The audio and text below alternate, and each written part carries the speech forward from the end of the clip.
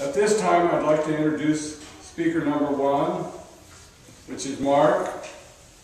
He's doing Project 4, Speaking Under Fire from the Public Relations Manual. The title of the speech is Unions, Friend or Foe. He has to pick a topic that has controversy surrounding it. And his time is 3 to 5 minutes for the speech, and then another 2 to 3 minutes for questions and answers. Please welcome Mark.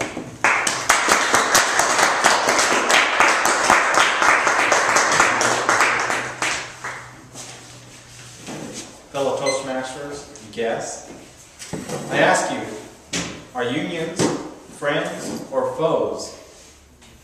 To the employee, they may seem to be a friend as they offer higher wages, good benefits, and job security.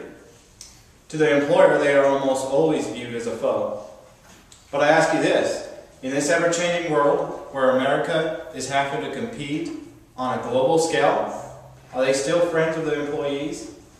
Unions are credited for the minimum wage, the 5-day work week, mandatory breaks, overtime, paid holidays, health benefits, all things that I enjoy, and I'm not a member of a union. But we now have employment laws, like the Fair Labor Standards Act of 1964, Title VII of the Civil Rights Act of 1964, and we're seeing more and more businesses adopt a philosophy that values human capital. So are unions really necessary?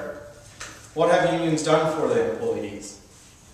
Unions bargain and drive up wages that hurt the company's bottom line, that is then passed on to the consumer in the form of increased prices.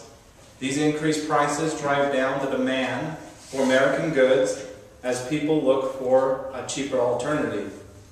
Cheaper alternatives that are offered by foreign countries like China, India, Thailand, and other countries. Why can they offer cheaper things? Because the labor is cheaper. This demand on American goods that go down ultimately leads to companies rethinking their strategy.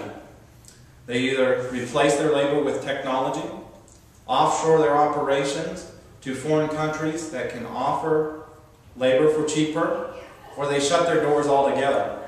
The most recent example of this is Hostess. We've all heard of Hostess. I'm sure all of us have enjoyed their treats once or twice in our lives. And they've been all over the news about them closing their doors. They closed 33 bakeries, 565 distribution centers, and 535 outlet stores. One that closed here in Ontario. 18,500 employees lost their jobs. Could you imagine trying to find a job in this economy? The CEO of Hostess said that they did not have the financial resources to endure a lengthy nationwide bakery strike. And they proved it. They closed their doors. Unions tie both the employee and the employer's hands.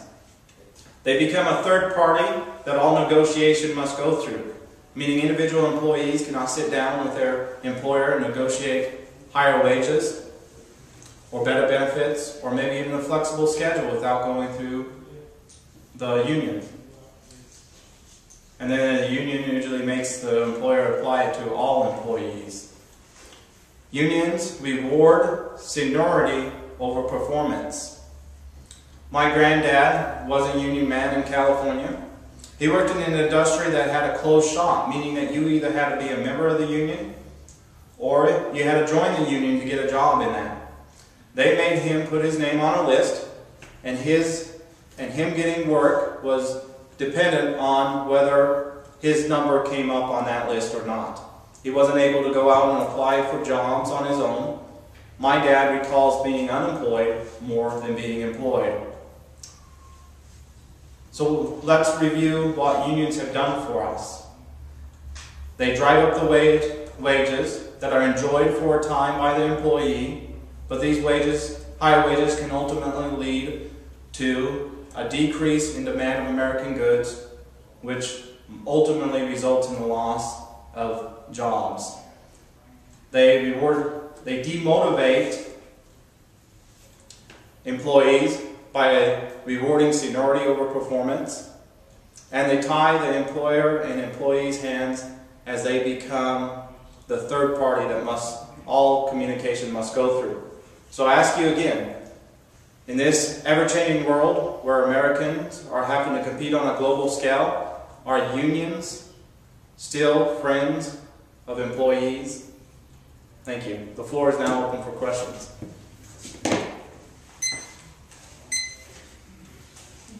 If there is any. Rick? I see your point with the unions, and I think there's both sides of that. One thing that concerns me is the wage disparity. The CEOs of the companies do not want to pay the workers more money, but they seem to be comfortable with taking home several $1 million a year in salaries. How do you feel about that? Do you think there should be a cap on the CEO salaries, or should they be allowed to make unlimited amounts of money? So you're asking the disparity between the CEOs and the executives and the employees that work the floor, correct? Yes, the CEO might make $6 or $7 million or $10 million a year. The guy on the floor maybe makes $100,000 or less. Okay. I'll answer it this way. I believe unions definitely served a purpose in the past, because we probably wouldn't have those things that I talked about, like minimum wage, 5-day work week, and overtime without unions. I still believe in some cases, in some scenarios, unions do still serve a purpose.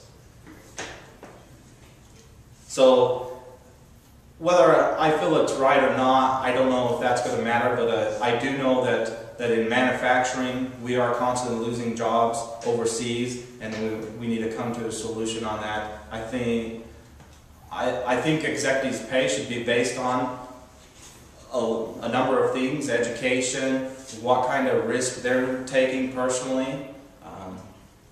So I don't know if I exactly agree that there should be a cap, but we shouldn't arbitrarily just raise the CEO's wages just because he's doing such a great job. You know, it should be based on performance and other factors like that. Any other questions? So are you saying that the jobs left this country to go overseas because of unions? So the question is, do I believe the unions drove jobs out of this country? I don't think they're fully to blame.